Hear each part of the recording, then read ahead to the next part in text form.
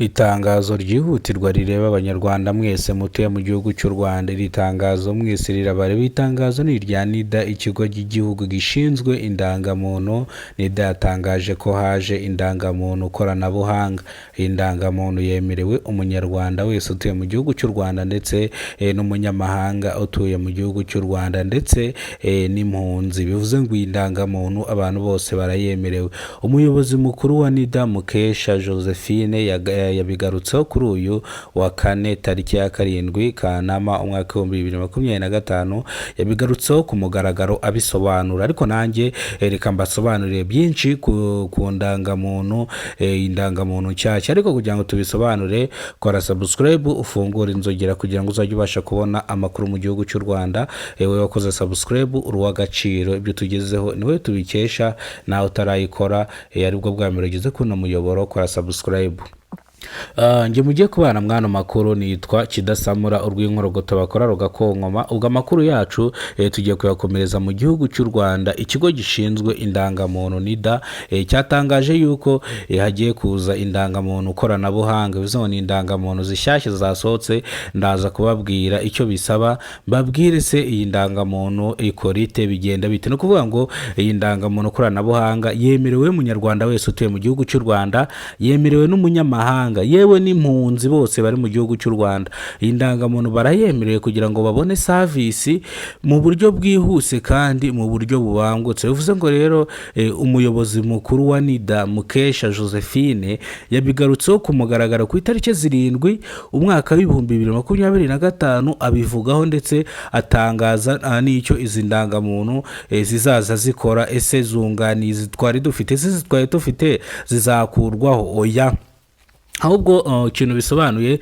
bivuze ngo impamvu indangamuntu koranabuhanga igiye gushyirwa hanze ndetse bamwe na bamwe batangiye kwiyandikisha kugira ngo bahabwe zino ndangamuntu. No kuvuga ngo aho waba ugeze hose, kuri aba kubaza ngo indangamuntu iri hehe, yenda bakoze nk'umukwabo runaka, ibyo bintu mujya mwumva ko bikunze kubaho. Ni mu gihe rero uzajya ufata telefoni yawe ukabereka indangamuntu cyangwa ukababwira nka nimero y'indangamuntu, bagahita bashyira muri system ako kanya. No kuvuga ngo bigiye kuzajya bimera nka kuri abapolisi ba traffic zo mu muhanda bafite turiya tuboro dushyiramo koterevasiyo, nako niko bizajya biba bimeze.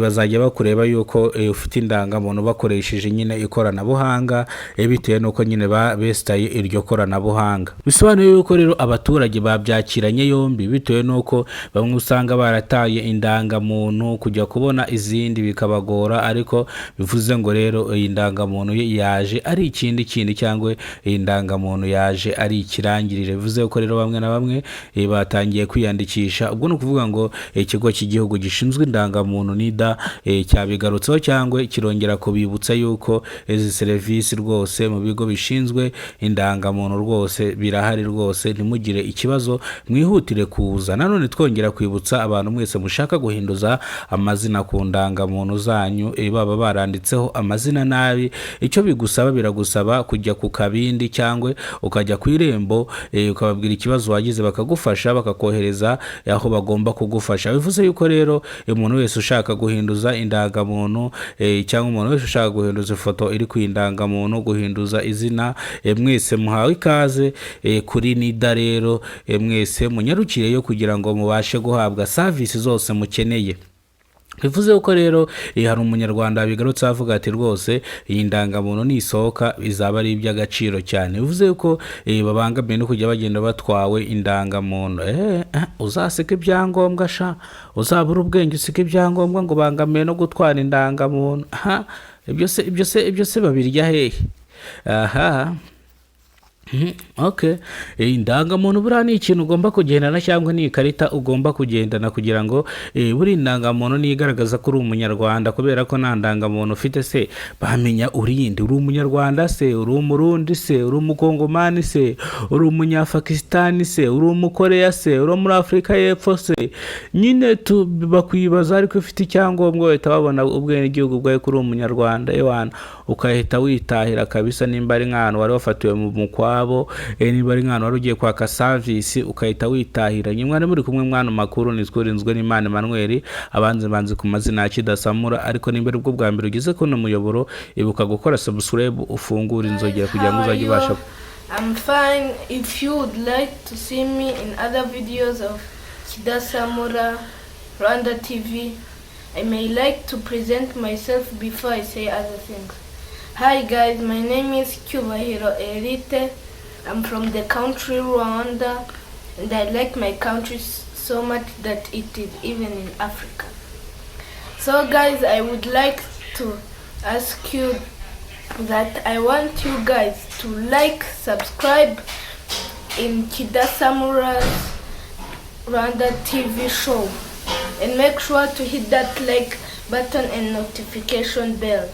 I hope you do it, because if you do it, you'll have a good retrieve. And I hope you guys who are watching here, if you are new to this channel, just hit the like, subscribe, notification post, and then you're okay. You are always enjoying our videos. You're in our videos. You may either search us in TikTok or YouTube or even other things. You may find us in any kind of apps. And you guys make sure you like and subscribe so we can get over too much subscribe that they cannot read it. So you guys, if you haven't subscribed or like or even hit the post notification, I hope you do it today. 7th August, August. I hope you do it, and I love you all.